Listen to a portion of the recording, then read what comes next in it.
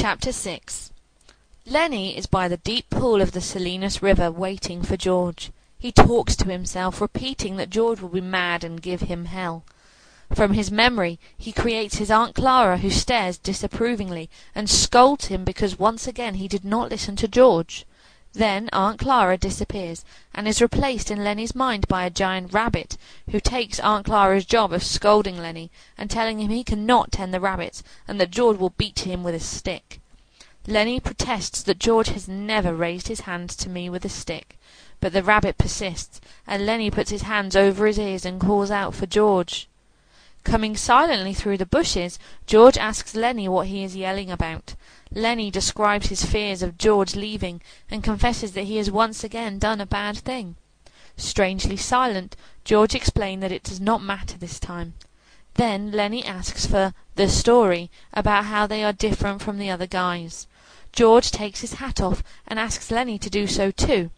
Then he tells Lenny to look across the river while he tells him their dream once again. While Lenny listens happily to the story, George pulls Carlson's Luger and unsnaps the safety.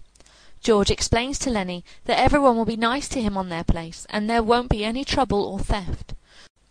When Lenny says he thought George would be mad, George tells him he never was mad, and the important thing he wants Lenny to know is that he is not mad now.